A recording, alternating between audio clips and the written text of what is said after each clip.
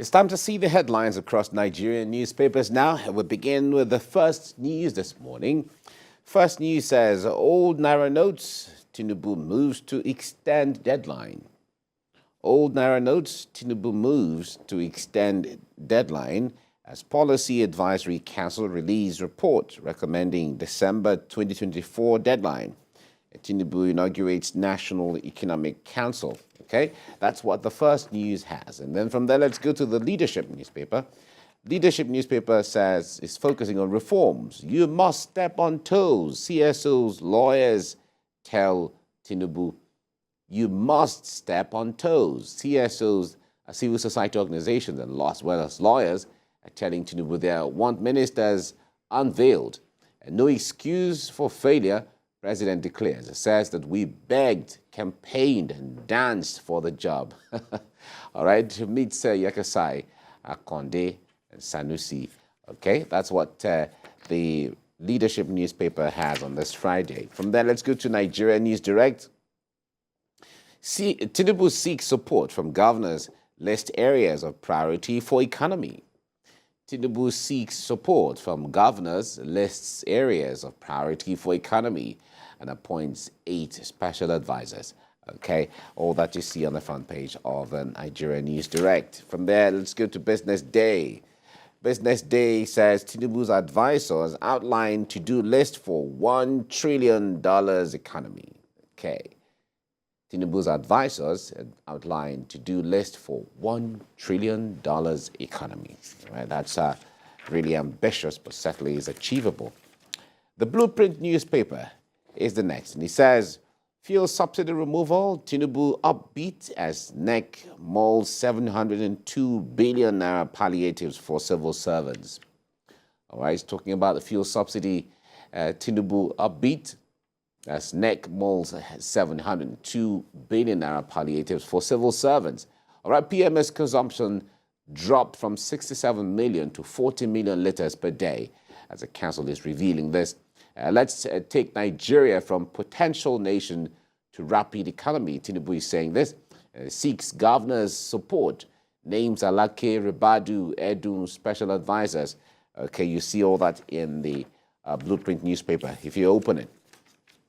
This Nigeria is next, and it says daily fuel usage drops from 66 million to 41 million.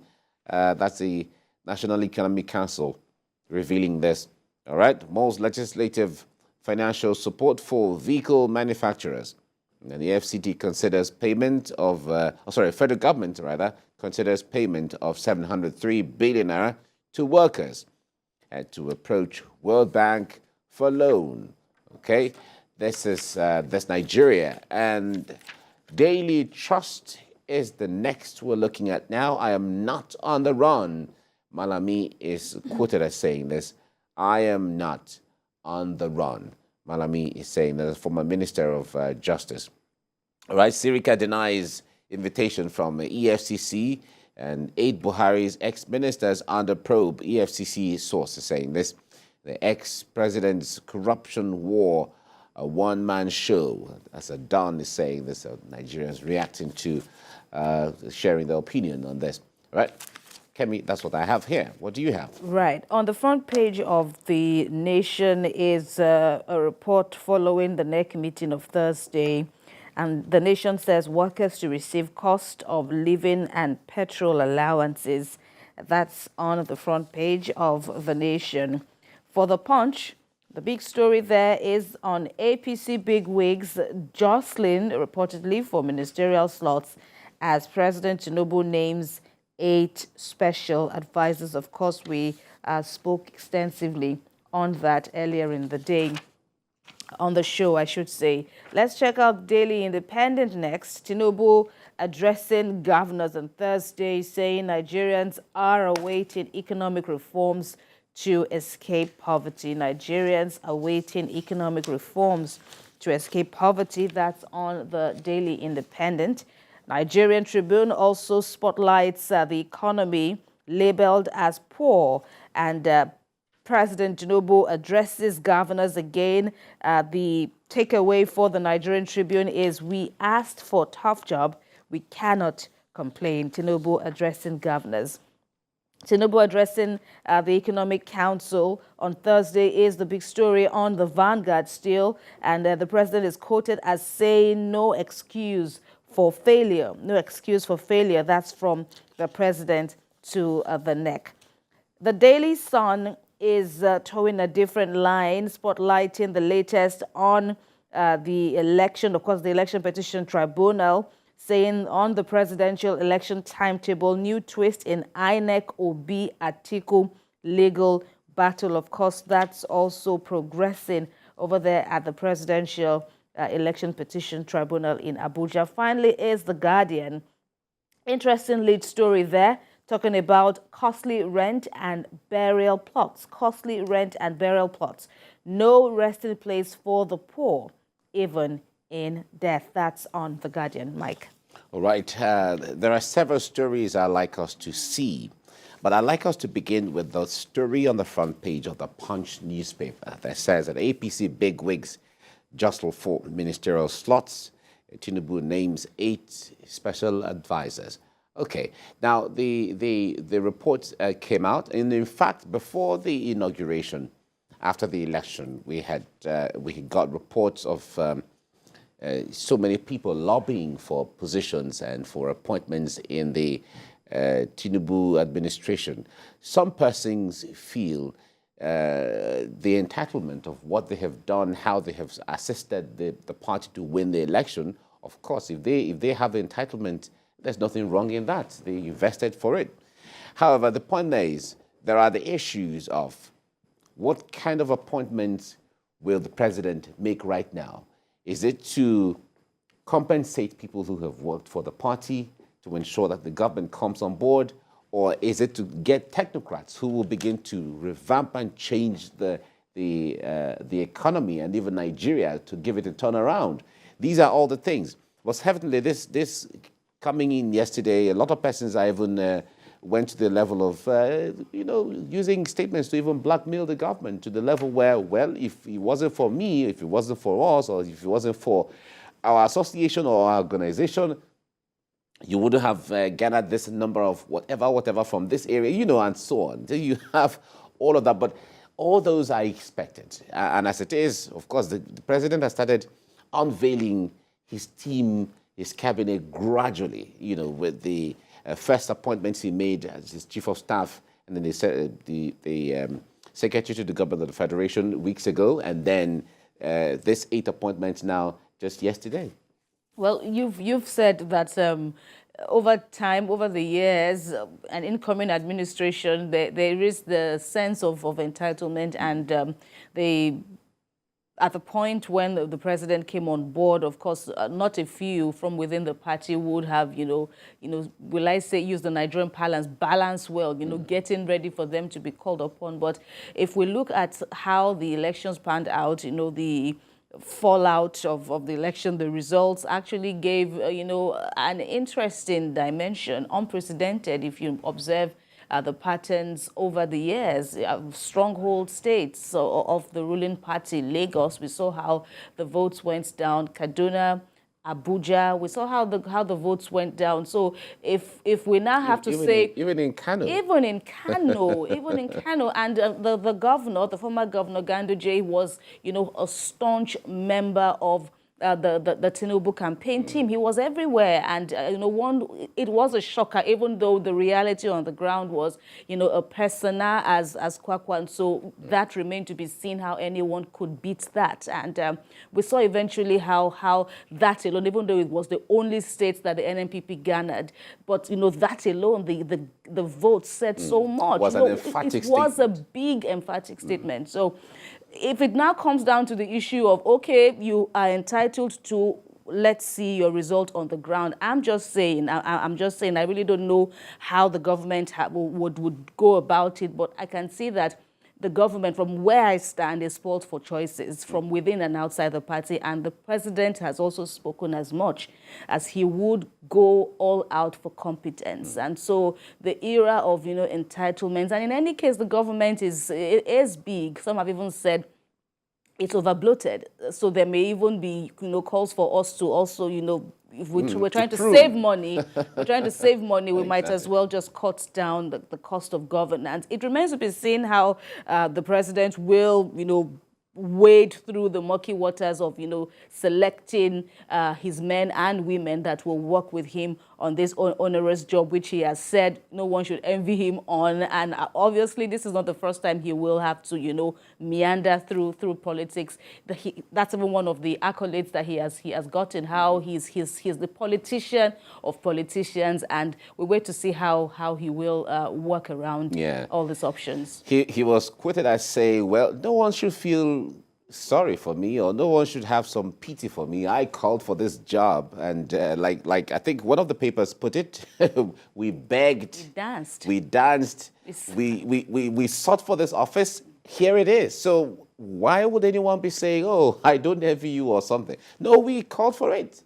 We put our hearts in the ring, and then we wanted this job, and here it is. So all of the ideas that they had in mind, all of the things, the kind of Nigeria they wanted, now you have the power to make that change. And that is what he has been going about trying to do. The last 3 weeks has been very busy for the president on daily basis, besides welcoming guests, hosting guests, former presidents and other people who have been coming to see him.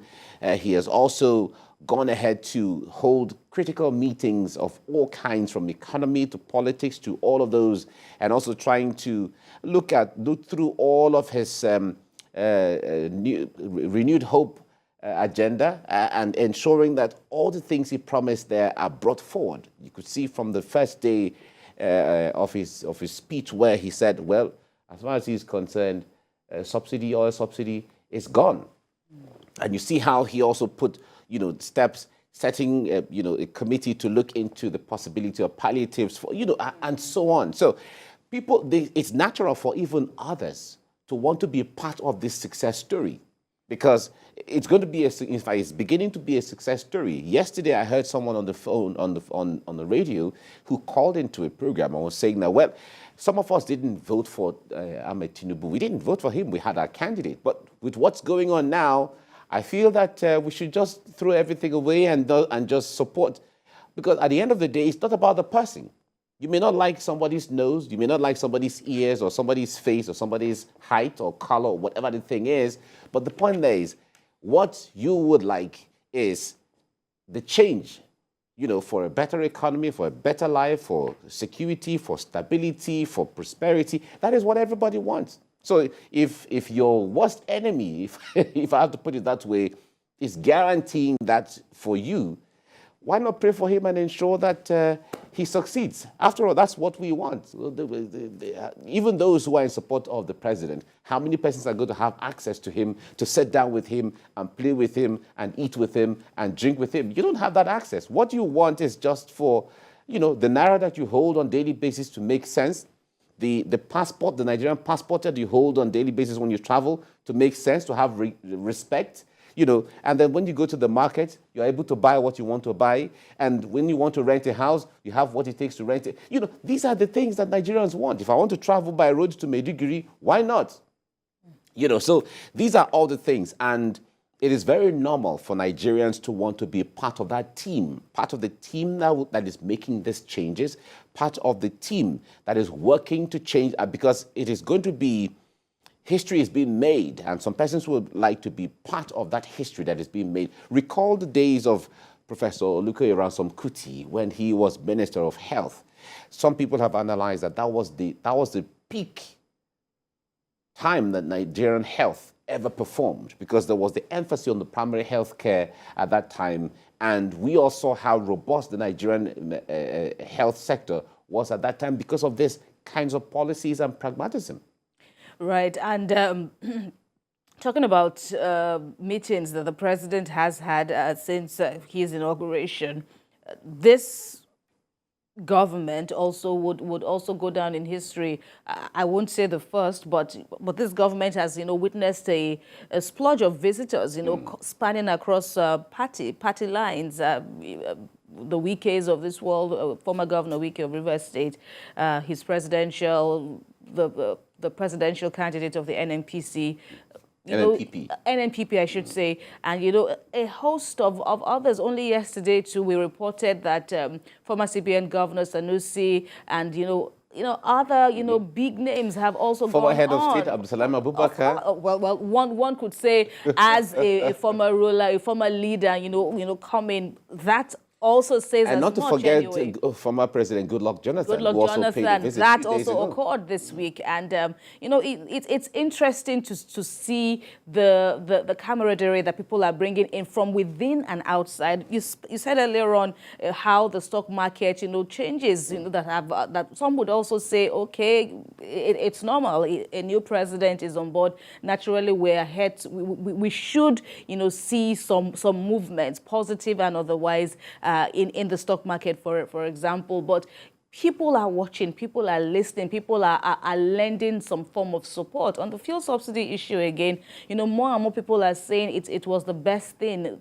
We ought to have even done it earlier than now, and nobody, no president had ever, had that courage, that bravery to do that. But we're seeing the president. We saw it in 2012 under Goodluck Jonathan anyway, but we saw how Nigerians reacted, and then they had to come back. And even the president now is quoted as saying during the campaign, I guess now, that I believe no matter the amount of protests, we will do what needs to be done, and we will channel the extracted funds, so to speak, into much needed sectors, education, for example. And during these 3 weeks that the president has come on board, he's been working. We saw how many people commended his signing, his assent on the Student Loan Act. That's the Access to Higher Education Act. And, many people are lauding it, even though, of course, there are still lingering concerns about how this will address facilities in institutions, the issue of whether school fees would increase and all others. I think that's also one issue that the president should also try and address. Now that he has appointed some special advisors, we also need to see more in the line of education, because that is another matter entirely. So Nigerians are expecting more and more. And we also saw the program yesterday, the Shetima-led meeting with the governors and other important stakeholders, speaking about their mandate, how civil servants, how workers generally will get substantial billions, at least 700 billion to be spread across, and of course the issue of petrol allowance, to mitigate the harsh effects of the fuel subsidy removal. These are interesting times indeed for Nigerians, and I hope it continues. Exactly, it's a good time, and for economic watchers and those who are interested in the economy and watching investment and watching a conducive atmosphere, we've always said that, or even analysts have always said, if the government creates an enabling environment, that enabling environment, businessmen, investors know where to go. For instance, somebody like Aliko Dangote, for instance, who has investments around the world, who has his companies around the world, when he's deciding where to site a factory, or as the case may be, you don't need someone to come and tell him, come and site your factory here because it is close to. He knows where to site the factory. He knows where to go when it comes to the kind of investment he's looking for. It's the same thing for investors who are outside the country looking at Nigeria, watching to know, is it right for me to go into Nigeria right now? If I go in, what are the dynamics? What are the policies? How long will I stay before I begin to reap my profit, and so on? What are the things? How friendly is the government? All of these things are things businessmen around the world look into. And you wouldn't say they don't understand what Nigeria is and how Nigeria is an amazing bride. They were only just being skeptical and cautious regarding the policies of government, because government is the God on earth. So if they say, for instance, they trapped funds for airlines and all of that, it is government policy that is holding them, right? So although now it is looked at that a lot of people have the hope that very soon the government is going to open up that space, and the airlines that came in will take their funds Right. whenever they want to take their funds. So all of those Nigerian businessmen are looking at it. Was it your words or the papers, something about the giant of Africa now being courted across the world? No, of course. Right. I know it was mentioned on the set this morning. Exactly. The interest So Nigeria is garnering. everybody is watching, because the point there is that they're looking at the trends around the world.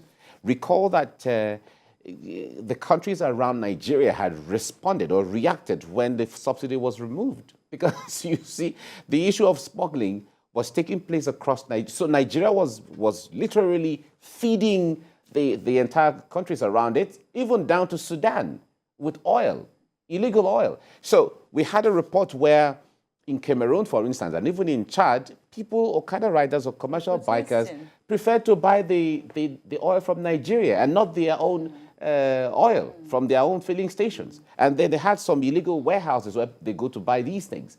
But with the removal of oil subsidy, that stopped immediately. On the same day, the smuggling ended.